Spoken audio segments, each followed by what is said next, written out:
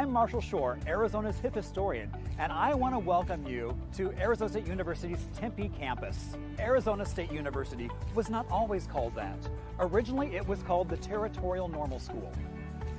The building we're standing in front of, Old Main, was first dedicated in 1898. Now, leading the trend, just like ASU is today, it was wired with electricity. So that way, if you flipped a switch, the lights came on. Now, back in 1911, former President Teddy Roosevelt actually dedicated the Roosevelt Dam from these very steps. In front of us is the fountain, Kachina Fountain. You'll notice that it has 4 kachinas around it, and those 4 kachinas are considered to be guardians of well-being in Hopi lore.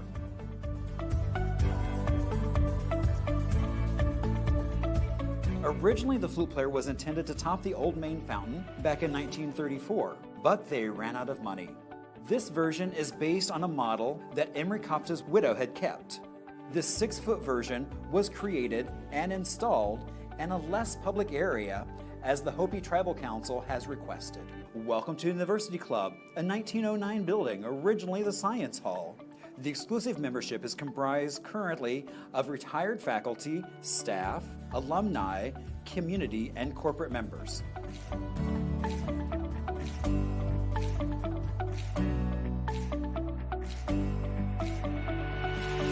I want to welcome you to the Secret Garden, which is a very secluded spot right in the middle of ASU's campus. So this was the activity field or the backyard for Dixie Gamage Hall, which opened its doors in the early 40s as a woman's residence. It was named for the wife of President Grady Gamage, ASU's 9th president. She was known to be very active in the community and the development of ASU, but also for her friendly demeanor. Now, when you walk into Dixie Gamage Hall, the most interesting thing, I think, is it's the only building on campus that has a doorbell. Today, it's full of offices supporting ASU. Many of those rooms still have a sink and a mirror, harkening back to those dormitory days. Welcome to Palm Walk. This iconic pathway, said to be the most photographed spot on campus, filled with elegant palms on both sides, is over 100 years old. They've recently been replaced with date palms. I want to welcome you to ASU Gamage. Now, in the late 20s, Frank Lloyd Wright moved to Arizona and built his second home, Taliesin West. He then got involved with lots of other projects. So not surprising when Grady Gamage, then ASU's president, wanted a unique auditorium for the campus.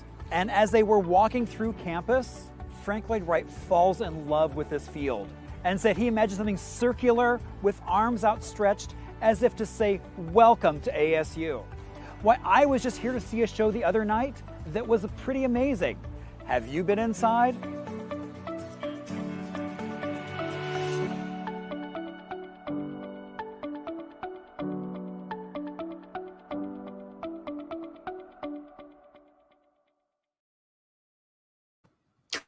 Well, hello, good evening, everybody. I am so happy you are here for Arizona History Happy Hour. And oh my gosh, you know, we're going to have so much fun tonight. Now, some of you are watching on Facebook, some on Twitch, as well as YouTube, which is now working again.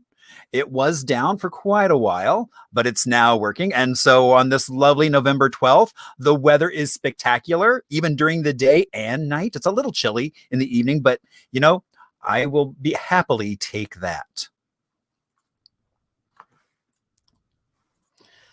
So I want to welcome you all to episode 30. We have been doing this now for 30 weeks. So, you know, again, thank you all so much for being here. Now, this is made possible with support of folks just like you. No amount is too small. I also have sponsorship from AARP, and they have a message that says, looking for ways to stay active, healthy, and informed without leaving home? AARP AZ has lots of online offerings and virtual get-togethers. Find out all the ways you can click to connect with your community at aarp.org/near you. And you can find all kinds of programs like this, as well as drum circles, as well as even diet tips, all kinds of amazing things.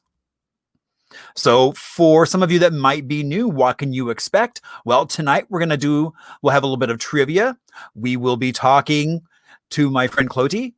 We also have Little Arizona. We'll talk about some Arizona music, a little show and tell. And of course, it's happy hour. So of course, there's at least a cocktail or two involved this evening. And again, for first timers, you might be wondering, who is that man on my screen? Why is he there? What's he doing there? How did he get there? Well, about 20 years ago, I was working in a library in Brooklyn. It was like a lovely little Carnegie building. Well, actually not little. It was quite a large Carnegie building. And you might notice in front of that photo, there's a little bit of snow. And that is why one of the main reasons why it's like, let's leave New York and go someplace where I do not have to shovel anymore. And that led us on an adventure where we loaded everything we own into a big orange cube, a U-Haul, and they have their International World headquarters right here in Arizona, right here in the Valley of the Sun. My first job here was actually with the city of Phoenix at the Harmon Library in Central City, South Phoenix. And when I got there, there was this rich oral tradition of the community. And I realized that that wasn't necessarily happening elsewhere around the valley or the state. So I started listening to people and retelling their stories and adding more and more to that until a little over a decade ago, I walked away from libraries to do this full time, connecting people to our past. And when we got here, we promptly moved to a lovely 1956 ranch house. Now, when we got here, it was beige on beige on beige. I'm happy to say now it is a much more simple two-tone of seafoam and cantaloupe. Now, there is what my kitchen looks like today. All that buttercream yellow tile, including the appliances, and they still work like a charm. Now, when I got here, all I kept hearing about how there was no history, but I knew that wasn't true because every time I went somewhere, I came face to face with so many amazing stories, people, and places that it just kind of got folded into what I'm doing now. And then there's that post-war boom. All those GIs that either stationed here, trained here, or passed through on the way to somewhere else. And after the war, they were moving here in huge numbers, changing Arizona, and in some cases looking for homes just like mine. And then there's this man, Willis Carrier, the inventor of air conditioning. Not that we necessarily needed him today. In fact, some of you may have even turned your heat on. But without him, we would not be happy year-round as we are here in Arizona. So my name is Marshall Shore. I'm also known as the Hip Historian. You might wonder, how does one get a name like the Hip Historian? Well, back in 2012, on February 14th, we had a culmination of celebrations across the state. They did in front of the state capitol on Statehood Day, which just happens to be Valentine's Day. And I chose one of my most favorite events that probably not many people remember. It was called Mask of the Yellow Moon. It ran from 1926 to 1955. At its height, it had about 5,000 high school and college students performing. It was touted right up with Mardi Gras as something that everyone in the country should go see. And I was lucky enough to find 3 dresses in a box from the late 30s. And I had 3 lovely friends put those dresses on, and we talked about the event as they paraded those around. Now, it had Massive Yellow Moon had all the high schools as it closed involved. It wasn't until the late 40s that Carver High School was actually involved, and you'll find out more about Carver as we go along this evening. So I used to do, before COVID hit, a variety of tours and lectures. I was used to sharing stories with folks and hearing their stories and always learning. And, in this COVID moment, that's not happening. And so that's why I decided to do this Arizona History Happy Hour weekly so that we could all share stories and get to know things that we might not have known before. Actually, on Saturday, we are doing a walking haunted history tour of downtown Phoenix. Everyone's wearing a mask. I know we'll be wearing microphones inside of our masks so that way everyone is safe. Now, some of you might see a chat on the right-hand side of your screen. Feel free to chat in there.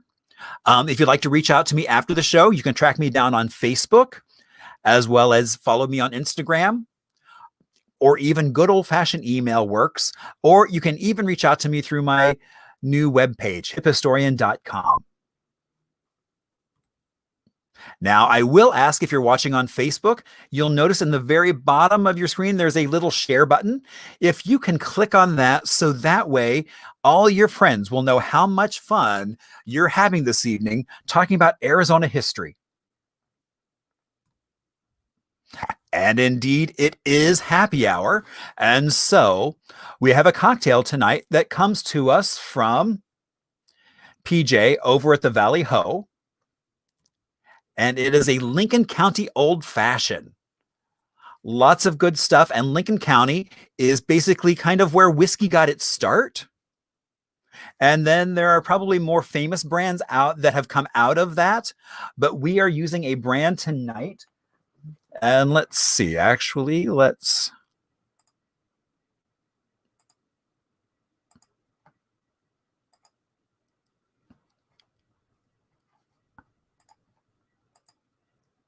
Oh, and of course my cam has clicked off. So let's see if I can get it started really quick. Oh, and there we go. I don't know why it did that. All right. So we are using a whiskey today that is Uncle Nearest, which from what they say is kind of the origins of the whiskey that we all know and love. And so they put together with PJ this great little cocktail kit that comes with all those bitters and everything already added into the glasses, or these adorable little jars. I mean, PJ knows how I love a good little cocktail kit. So that way I can feel like a real bartender. Including even these amazing little brandied soaked cherries, and even an orange peel to garnish with. Now, I'm sure it won't look as pretty as the one he did, but that's okay. I have no doubt it will be extremely tasty. All right.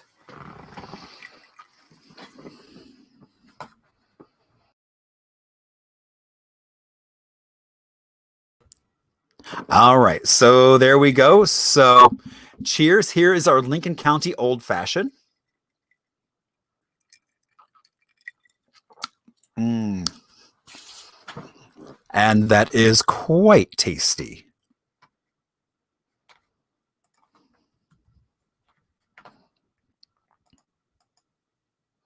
All right, and now it is time for show and tell. So what I'm going to show today is...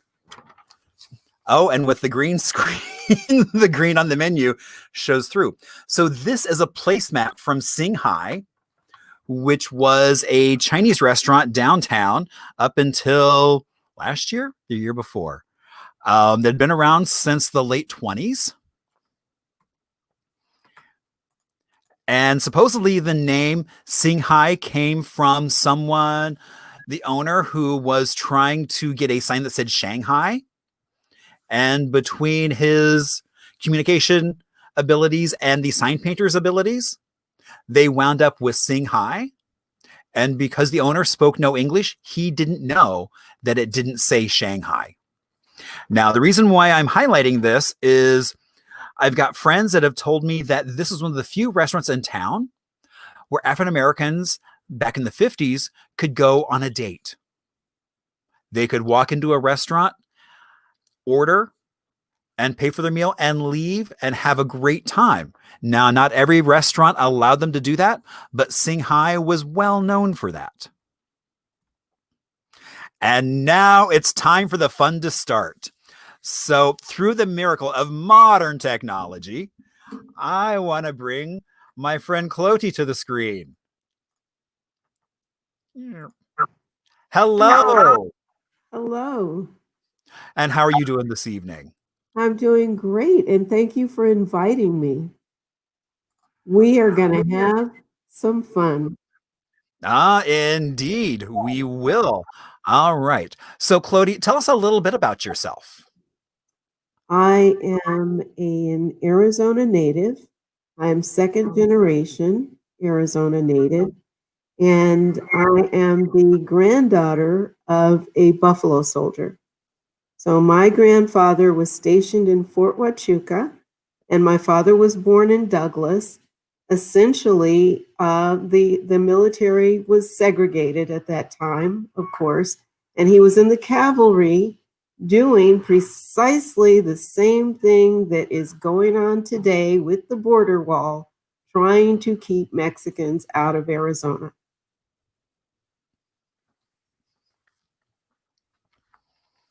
All right. And I attended grammar school and high school downtown, St. Mary's. And I was generally one of maybe two Black girls that would be in the class because desegregation, as you know, did not occur and bring the public schools were desegregated here in 1952. However, the minds of people have not quite yet been desegregated. So, yeah, it could be a very tense situation. And people that I went to school with even still call me by the other girl's name. So we didn't get a lot of attention. Wow. All right. Well, I know you've prepared some really great stuff for us this evening. So tell us a little bit about the Emancipation Arts. Emancipation Arts, I created it as a means of raising the profile of local Black artists. If you look at the commissions for public art, rarely will you see a Black artist involved. If you look at large exhibitions, if you look even at Art Detour, you will see very few Black artists, which is not to say that we're not here, but we are simply not well embraced by those machines that make those things happen. Although I'm very happy to say that things are changing. I've developed some relationships with some organizations, and you will be seeing some very exciting work soon. But I developed Emancipation Arts to raise the profile of Black artists and to create some collaborations so that there will be a mutual exchange. So I curate exhibitions, I create visual art, I curate performances, wonderful music performances. If there's something on my mind, rather than throw rocks, I have a community engagement. And I also host something called the Emancipation Marathon. And I'm very happy that this literary marathon in 2021 will be going into its 25th year. So all year round, we will be celebrating. Very good. That is great. Thank And it's a very good project. I mean, I know I've been on stage with it, and I love the folks that it brings out. Yes, and one of the things I love about it is I give people something to read that maybe they've never read before about American chattel slavery. The Emancipation Marathon is intended to honor those victims of American chattel slavery. And the people that read always tell me, thank you, I learned something. So it's very important. It starts a dialogue. And You know, I just have, I literally at this point in 25 years, I've had thousands of readers, all walks of life, all ages.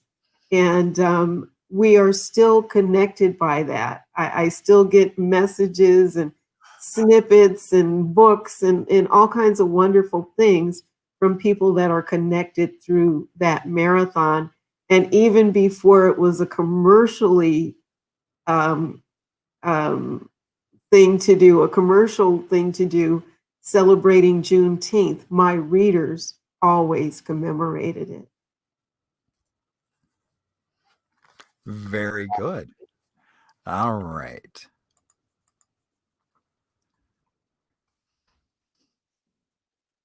And I know you created a very special cocktail this evening. Yes, I did. So tell us a little about the cocktail that you created. I created the Captain Robinson in honor of J.W. Robinson. He is the first Black battalion chief, Phoenix firefighter. And it's 1.5 ounces of Hennessy, very special cognac, because Black folks like their Hennessy. And it is 1/2 ounce of ginger ale, but it has to be Verner's ginger ale. You know, if you can't get anything else, Canada Dry will do. But once again, Black folks like their Verner's. And it is 1/4 ounce of honey and a sliver of fresh ginger over ice. We will have to have that sometime. I look forward to we can sit together and have one of these together, Clottee. Yes. That'll be very nice. With my dear friend Stacy. Indeed. So cheers. Cheers.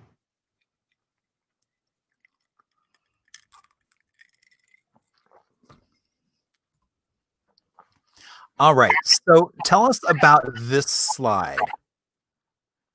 This is a slide for a traveling exhibition that I created and collaborated with Arizona State University School of Human Evolution and Social Change. And it is about the Blacks that came to Arizona during the Great Migration. And the Great Migration was a period from the 1930s through the mid to late 1960s, where over 6 million Black people moved from the rural South to other cities. And when people generally hear of the Great Migration, they think about Detroit and Harlem and Chicago. Nobody ever thinks of Arizona. So as migrants or refugees, Blacks in Arizona are indiscernible. We are never given the same consideration that other migrants are given, or even have very much connection with other migrants or refugees. And that was a great exhibit. And where can it be seen? It is still at Heritage Square. It was held over due to popular demand, and then old devil COVID struck. And so it was closed for a while, but it has reopened. It's open Friday, Saturday, and Sunday. Very good. And it is well worth going to see. And it's part of a larger multidisciplinary approach to telling the story of Blacks in Arizona. All right. So now you probably were not here when the Wallace and Ladmo show was on. I was not. But I can tell you that kids, you know, waited for the show, and Black kids pretty much tuned in for the cartoons. We never expected a Ladmo bag. I never saw any Black kids on Wallace and Ladmo. So in the telling of Arizona history, you see the programs on PBS and so forth. I have to say that there's a preface every time I see those. They're telling white history. They are not including Black folks. Very often they include natives. They include, Mexicans or Hispanic people. They do not include Black people, except as such a tangent or a throwing a dog a bone in the larger telling of some other group. And Blacks have, because the largest slave port in the Americas was in Mexico, okay, Veracruz, Mexico. Many Black slaves escaped, and John Horse, for instance, escaped and took groups with him to Mexico. So just as Mexico has been very silent and very distant about the rich history of African people in Mexico, Arizona is just that same way.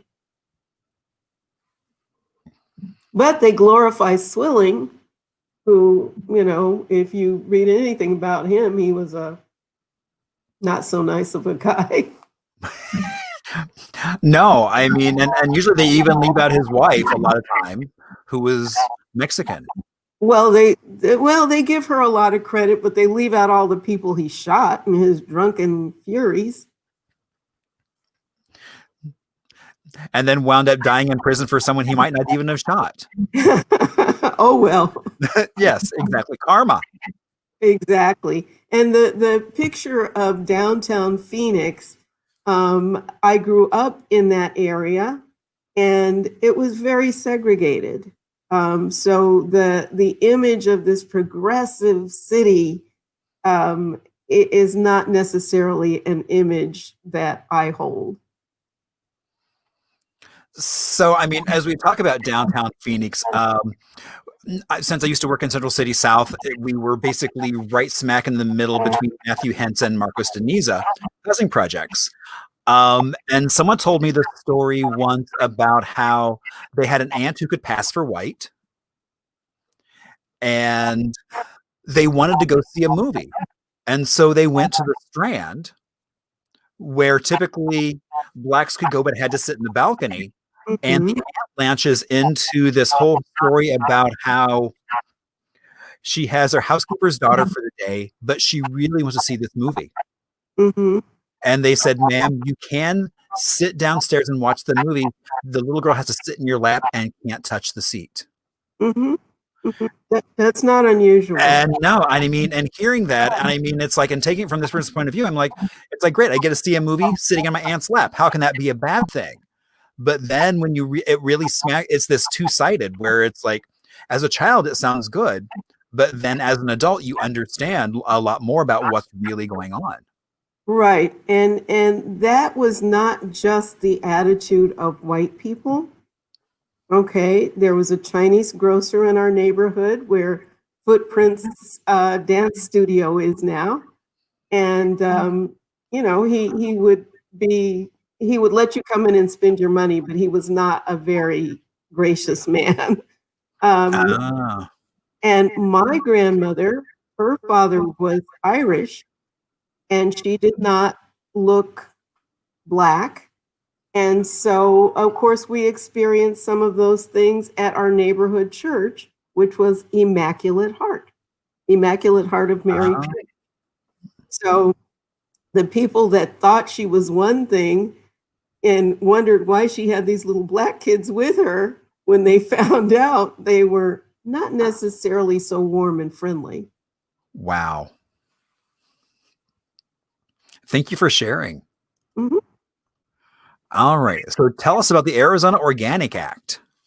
Well, a lot of people very much like to say that Arizona did not have slavery, and it did not per se. The Organic Act of 1863 was very much some strategic politics, in that obviously the West was opening up. And if you think about manifest destiny for white folks to essentially claim everything from coast to coast, we know that the Southwest was prime cotton environment. And so they wanted not only the cotton, but the mining as, to bolster the fortunes of the Union. but they were disassociating themselves from slavery. And so if you think about, it sounds like a very magnanimous gesture to ban slavery with the Organic Act. However, the people that had been slaves, what kind of work were they going to do? And how were they going to be paid? And if they weren't paid, who would stick up for them?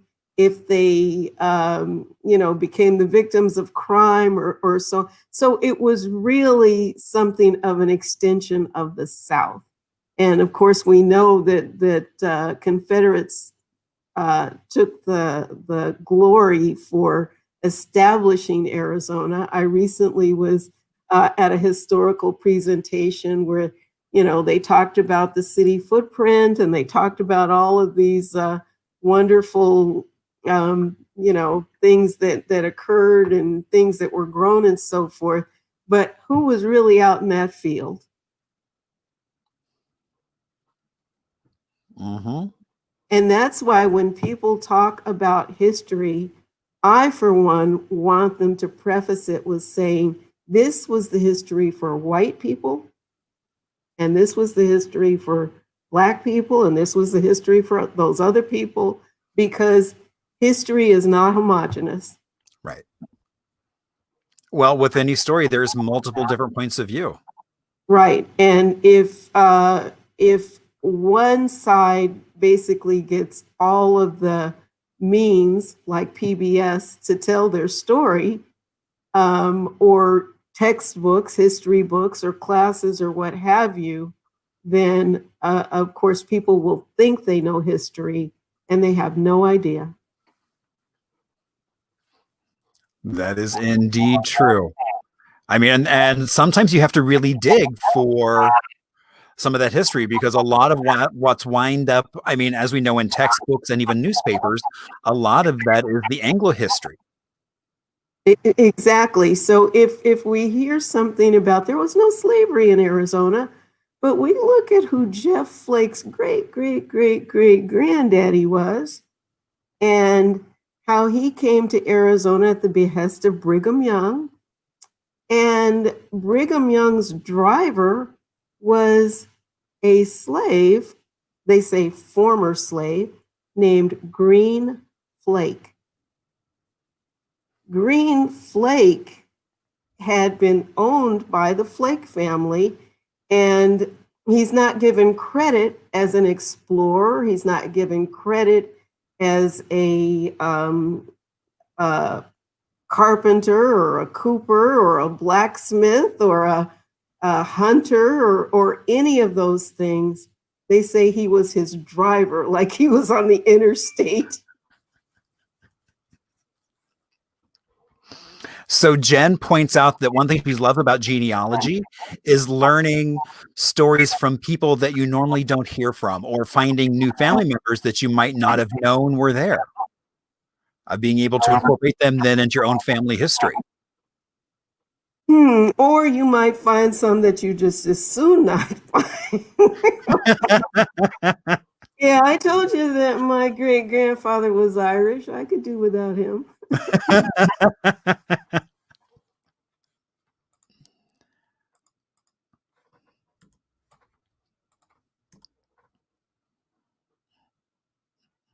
All right.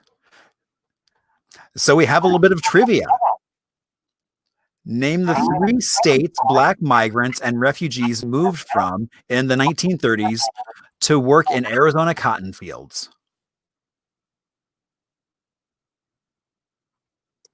And what you're looking at is a handbill that was passed out in Black towns or Black areas in those 3 states. And if you look at the center of the handbill, you will see that it is the greater metropolitan Phoenix area that benefited from those Black migrants and refugees coming to Arizona to pick cotton under the promise of clean cabins and good conditions and so forth. What they found when they got here was not that at all. What they found is that there was not clean water. Many people died from dysentery. Their children had ringworm. They had diphtheria and died in huge numbers. And I personally, as an artist, would like to see a public monument erected to those people because we have no idea where they're buried. The cemeteries were segregated. Mm-hmm. Yeah, no, including Greenwood. Absolutely. So. Absolutely. All right. So do we want to talk about those 3 states now, or do you want to hold off? I'll hold off, but there's a part B to the question. If you think about those 3 states, what else might have influenced Black workers coming from those 3 states? And as you and I just talked about how history can be silenced, there were some events that it obviously influenced people coming from those 3 states. More, I mean, it's like I have a friend who actually wound up at Carver. Her family was in Texas and couldn't find jobs. It was so they wound up. He found a flyer saying, "Hey, come to Arizona," and so they wound up in Chandler. Okay, and you can see Chandler's on that list. And so she then had a 2-hour bus ride to school and home every day because the only place she'd go to school was Carver. Mm-hmm. So, and so, I mean, my friend Lola points out that very likely Jim Crow. Maybe one of those. Okay, that's a good answer. That's a good answer. And I just want to let people know that I do have some tickets for them to take a tour of the Rawson House. So if you'll keep track of these answers for me, I have a couple of other prizes that we'll get to as we move along as well. Ah, very nice.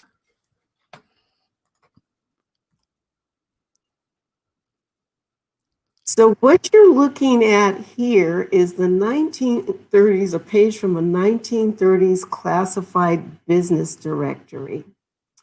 And if you read the businesses that are on that page out loud, you will see cotton was a huge industry.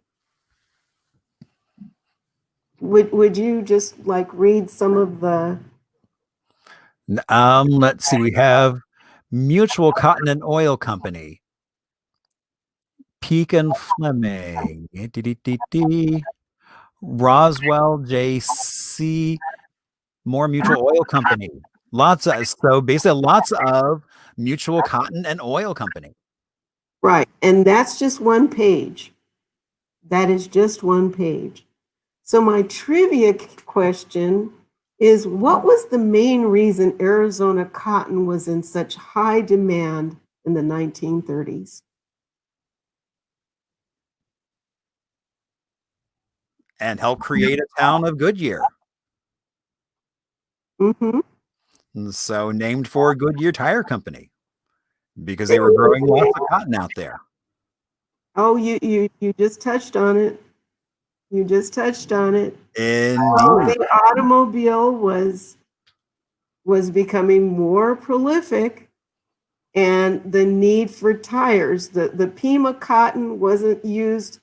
It couldn't compete with the Egyptian cotton for clothing, but it made some darn good tires. Indeed. And then there was a war as well. So that was a game changer. And so Arizona's economy swelled, hence the need for the flyer.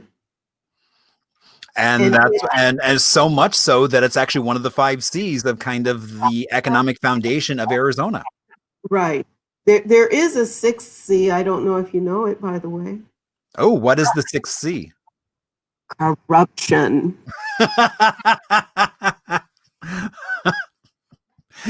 Indeed, you are oh so right. All right.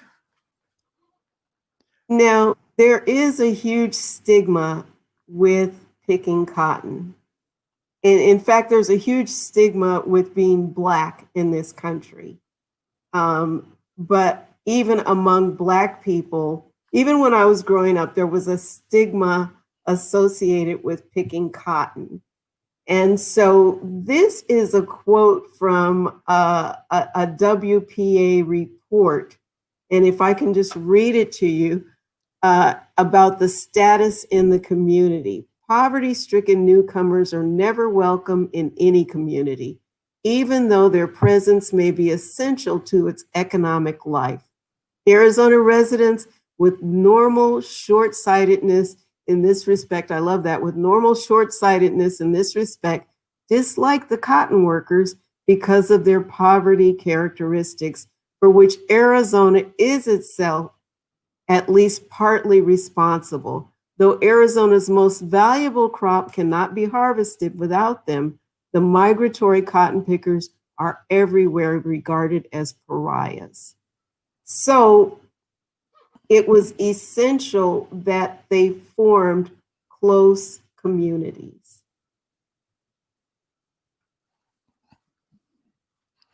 Understandable. Exactly. And the white cotton workers did not want to work with the Black ones. The Hispanic cotton workers and the Native cotton workers also, to an extent, did not want to work with the Black ones, probably because of the larger reaction from the whites. But the Hispanic cotton workers migrated throughout the Southwest, and sometimes the Native cotton workers, there just weren't as many to get the work done. So what the growers did was they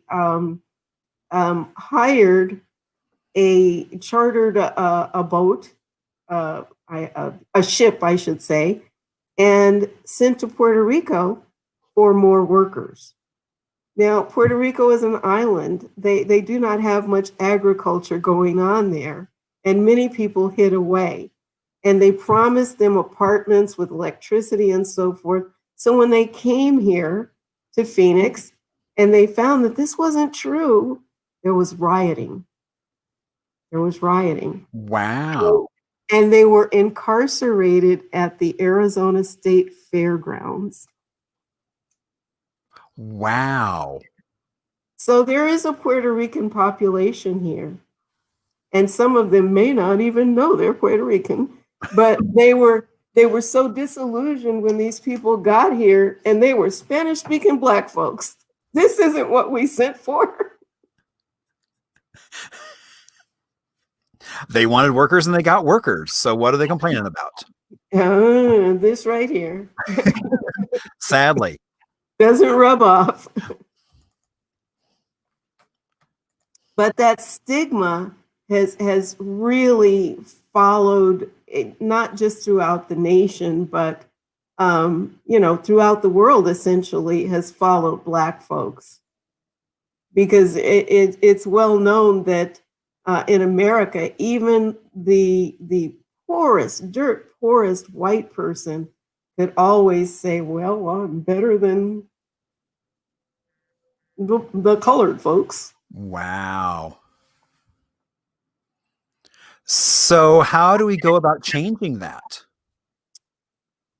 Well, part of changing it is doing what we're doing. And Marshall, I am not a person that is that will shy away from naming names.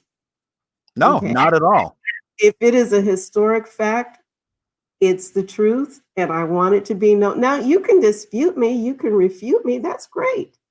But also, when I have my Emancipation Marathon, it's in 4 categories. It's slavery, the law, the definition, the human condition, and the legacy. The legacy is what leads us to George Floyd's neck.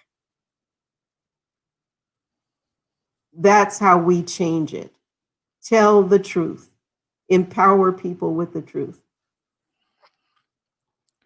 So we have a viewer question. Okay, just like you and I have a relationship. Yep. Okay, we support each other. Oh, completely.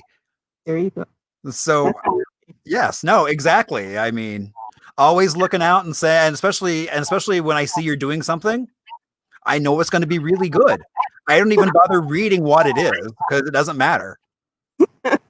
So whether it's an art exhibit over at Phoenix Center for the Arts or going to a little concert, which I think we're going to talk about in a little bit. Okay. So Rhonda does ask, do you know the percentage of the population that was Black back in the 30s? I really could not say, because just like today, how much faith do you truly have in statistics? If we talk about the COVID numbers in Maricopa County, have you ever seen any discrete numbers for Blacks? And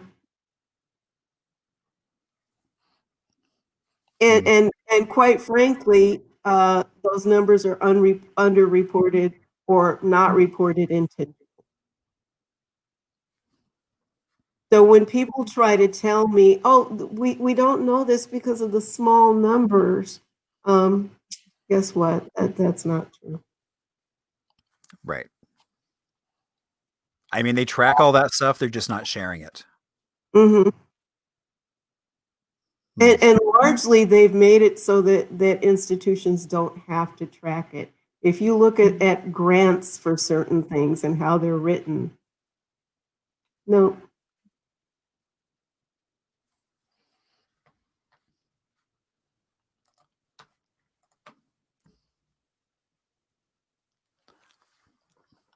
All right. So we have another trivia question. When did segregation in public schools end legislatively? Now, and so for someone out there that might not know what segregation is, can you explain what segregation was? right. And I'm looking at the statute. Okay. That's very important to define something within that legal framework. So where there are 25 or more Negro children in attendance, segregation was mandatory in the elementary schools and discretionary at the high school level. So Phoenix Union High School District, Carver High School, at 415 East Grant Street, they were the only two segregated high schools. So if there were 25 children in a school, there could not be, or 25 Black children in a school, okay, then there could not be any more. And they had to be dispersed throughout the grades. They would not accept, for instance, more than a certain number of children in a classroom if they were Black. So generally that number, if a teacher, and most of the teachers were white. So if a white teacher had 8 Black students in her classroom, they would find a way to get rid of some of them. Wow. All right. And I'm assuming you want to hold off on the answer to this question until later. You want to talk about it now?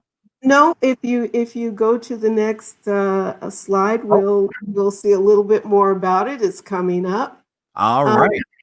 And this is all tied in. So if you identify this person, this handsome man, and what is his importance to African American Arizonans? And actually, he was important to all of Arizona, but particularly to African Americans. And I gave you a hint there with the picture. Indeed, he's got a book right in front of him. No, the hint is the other picture. Oh, the Carver School? Yes. Hint, hint. So, I mean, I know that Carver basically was one of the first schools in the country to be desegregated. Not actually. It was actually Phoenix Union High School. Oh, Carver was for the Negro students. right. But when it officially closed, it was ahead of the curve. Um, eh, eh. That's what Arizona likes to say. So let's go to the next slide and we'll identify this gentleman. All right. This was Hazel B. Daniels. And I remember conversations about him in the house. He did not look like that at the time, but I remember conversations about him when I was young.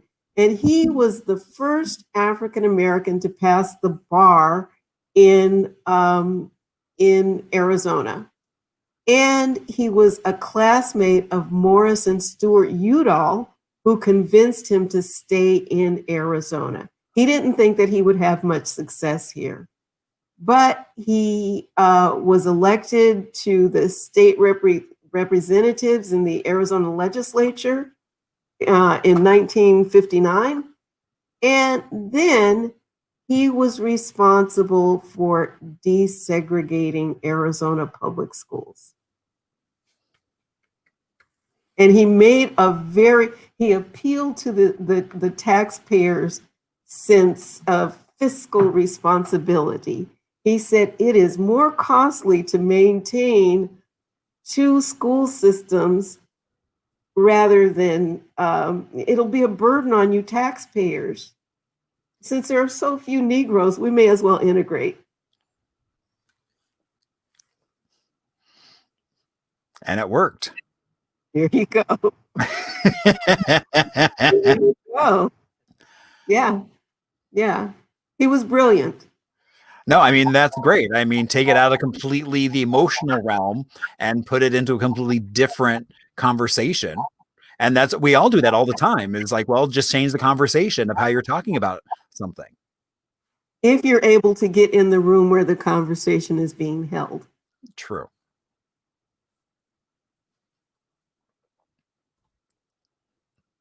All right. And the stigma of the cotton fields also really has affected the blues music in Arizona. I have a trivia question. You see the cover of a CD here. Okay, so I would like to see if you will help me with this, Marshall. The first person to answer this question correctly will get that CD. And so, what is the style of Big Pete's signature hat? What do you call those hats Big Pete Pearson, Arizona's King of the Blues, wears? And this CD jacket, that's some of my artwork. It's a photo collage, but I went all around looking for cotton fields that did not have industrial buildings in the shot. So I went out to 98th Avenue and Camelback and took a picture of that cotton field. And that was in 2018. And the guitar that you see is Scotty Spinner's guitar. And he and Big Pete have been making music together for over 30 years. There is truly a reason why he's considered Arizona's King of the Blues. Indeed. So now we have a little video. Is now the time to play that, or do you want to hold off? I'm going to refill my glass. Let's do that. I think that's a great idea. All right. So here we get to see Scotty as well. So. Yes, Scotty, are you ready to make some music with the people? All right.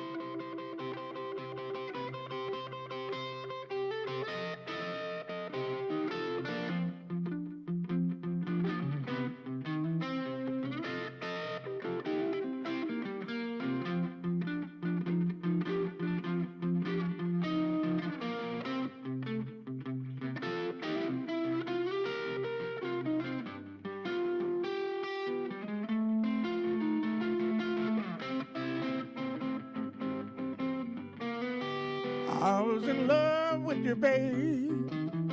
Honey, before I learned to call your name. I was in love with you, baby. Honey, before I learned to call your name. Hey, I wanna love you, pretty baby. Girl, it's about to drive for me insane. Well, I'm trying your love. Your love for me was true. Well, I'm trying your love, girl. Your love for me was true. Hey, I want you to love me, pretty baby. Love me just like you used to do. Talk to me, son. Well, well. Yeah.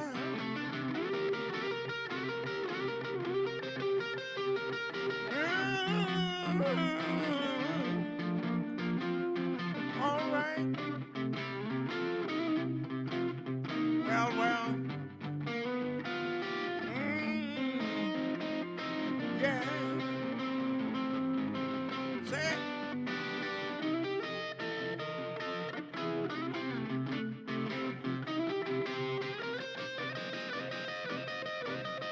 Say it, son.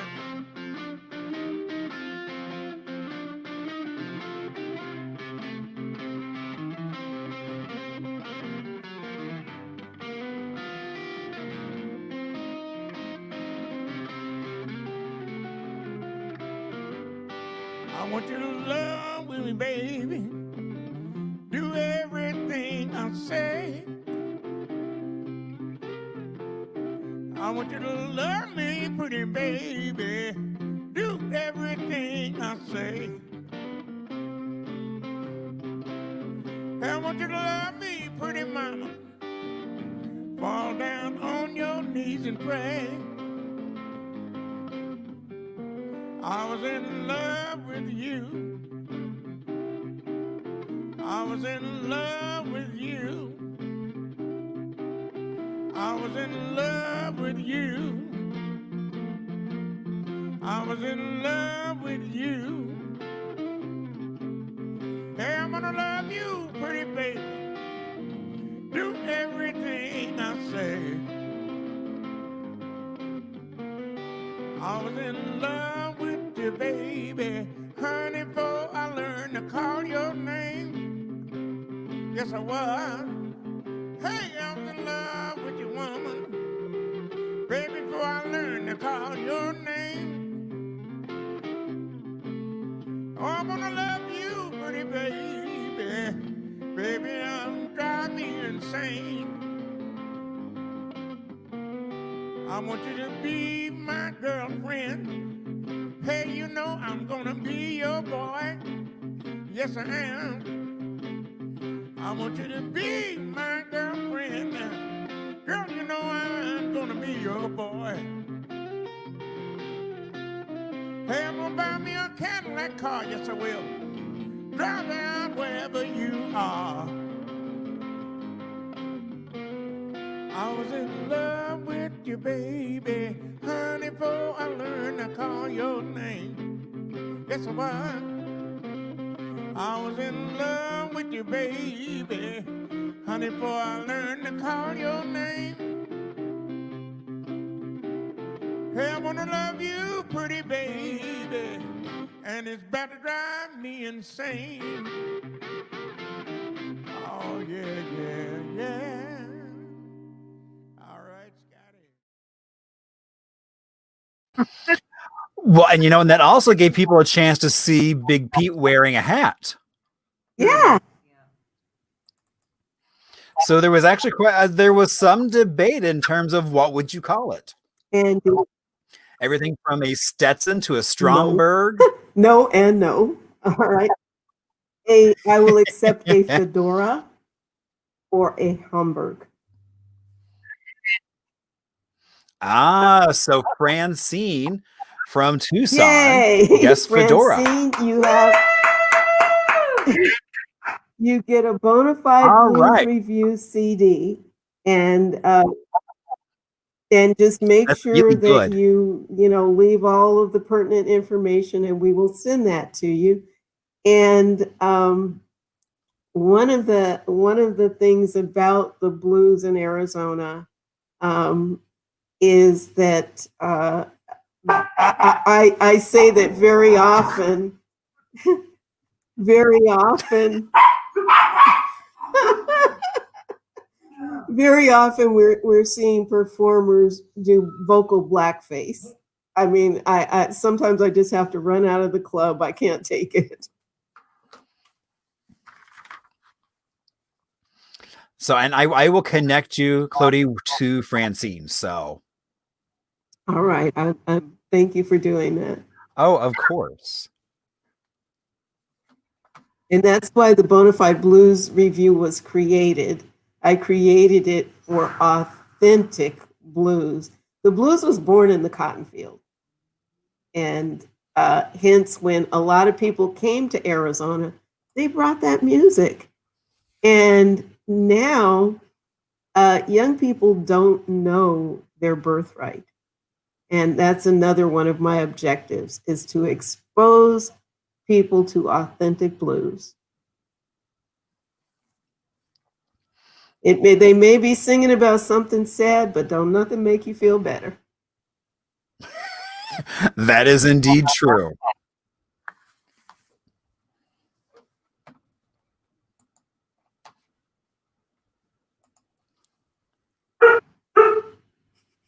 All right. So tell us about some of the sources, like your exhibit. Well, my exhibit, and if people are interested, I would be glad to send them a list of the sources. But one of the ways that the exhibit was born is that I paired high school students with senior citizens, and we asked them 2 questions. And you could actually take that off the screen; it's so little. But I would much rather do that. So yeah, and so we asked them 2 questions, and our high school students, to be a senior citizen in this project, you had to be at least 70.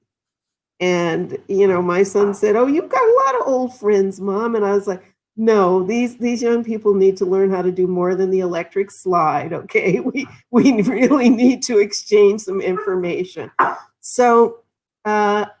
The 2 main questions that the high school students asked them was, how did you come to Arizona and why do you stay? And when they asked, how did you come? Did you drive? Did you take a Greyhound? Did you fly? Did the military station you at Luke Air Force Base? How did you come here? And then why do you stay? And I promise you, every Black person in Arizona is either thinking about it, planning on it, or wishing they could go somewhere else.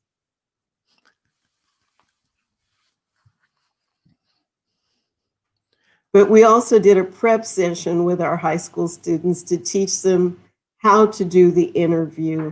And we discovered that there is a lot of trepidation among young people in speaking to older people. And so part of our exhibition involved those interviews, and then the seniors brought us artifacts, because I want to capture the stories of ordinary people, not just the luminaries, not just the well-known 1 or 2 that are always referenced in Arizona history. well, and I'm finding that in other communities as well, that it's like there is this divide between an older population and a younger population. And part of that, I mean, not to veer off into social justice, but we know a lot of what happened in the 80s that criminalized people. Poverty was criminalized. And so very often families had to leave the children, and go find work or go and do other things. And so there are many, many reasons for that chasm. Mm-hmm. So let's see. So I know we had a trivia question, which I don't think we addressed, about the 3 states people left to come here. All right. So you mentioned one of them earlier. Ah, so that would be the large state of Texas. Exactly. And Oklahoma and Arkansas. And in those states, the handbill that we had up earlier, there would be an agent that would go and actually deliver these handbills to people with obviously those promises. Now, very often when people talk about migrants, they say, "Why did you go there?" "Oh, for a better life." Well, sometimes it's just for life anyway, because each of those states had been the site of heinous massacres. Okay, the Elaine, Arkansas massacre, the Tulsa, Oklahoma massacre, and in Texas there was another horrendous massacre. And it wasn't just one group fighting another group. These were lynchings where the bodies are desecrated and thousands of people make a social event of it. But nobody ever heard that happening in Arizona. So guess what? That is a very strong lure. Oh, I never realized that was part of the lure, was the fact that you didn't have these horrendous things happening. Right. And of course, when people got here, we still had Jim Crow. And we still had, those systems of oppression, but you did not hear about lynchings, which is not to say that it never happened. Just because I can't prove it, I still have my suspicions. Well, I mean, that goes back to also the movie we showed last year, which was Song of the South. And the fact that people think it was filmed in Atlanta, it was actually filmed right here in Phoenix, out in Laveen, because they tried Atlanta, but they could not get the white staff to work with the black staff. Right. And Exactly. so they came to Arizona, where it was not as big an issue. Right. And also, very often the forms of racism here are more subtle. So you can't say, well, this person just called me that or threatened me or did something, it's very often much more subtle.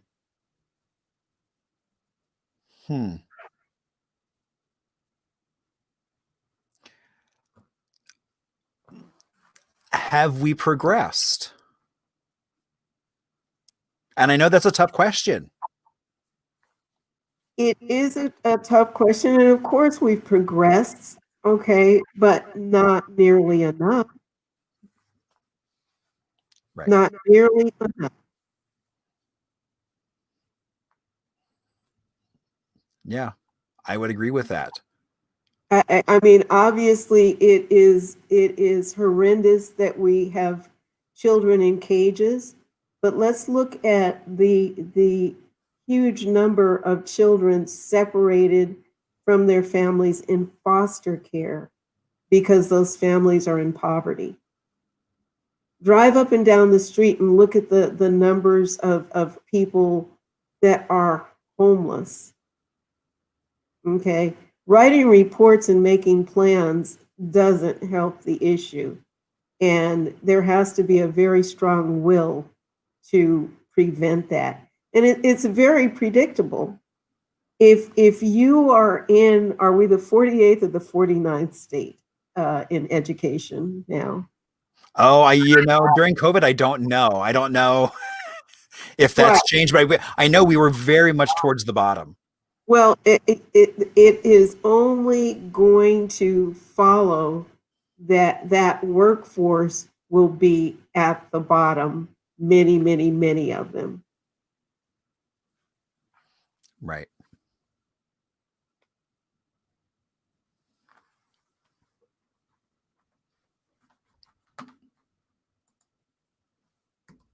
Oops. All right. Well, Clottee, thank you so much for being on and Absolutely. enlightening us in oh so many ways, as you always do. And thank you for having me.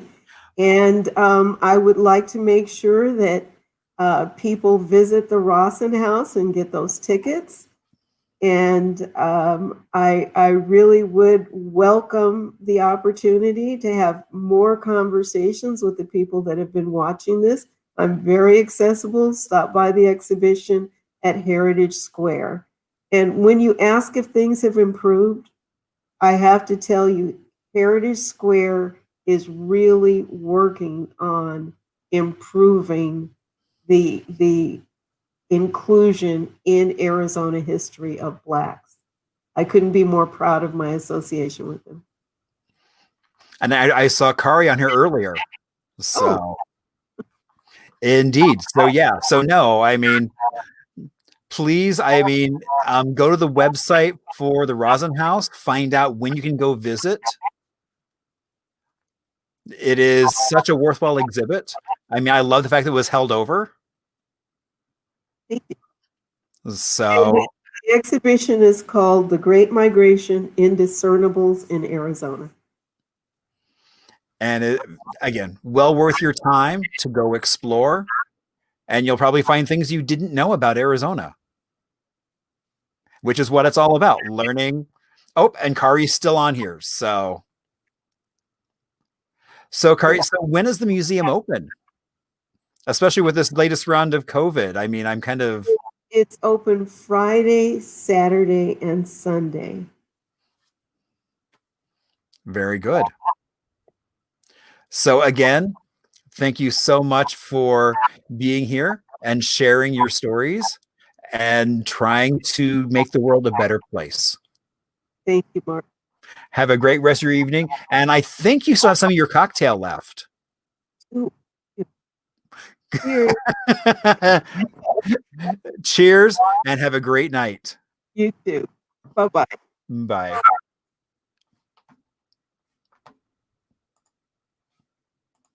So yes, so if you can, try to get down to the Heritage Square or the Rosin House to go see the exhibit that Clottee put together. Oh, and they must pre-order tickets online. That's very good to know. Okay, so Heritage Square Phoenix or phx.org. Actually, what I can do, thank you for putting that, because I can do things like that. So if you do want to go to the Rosin House and see the exhibit we're talking about, you can click on the website there and find out when you can pre-order tickets. So that way you can go in and see. So that way everyone's socially distanced. Wearing mask is, of course, the thing. So, all right. So, so this was not necessarily a normal format, but, that's kind of the fun of it. But, we had a little bit of Arizona music, but I'm going to launch into something else. Margot Reed.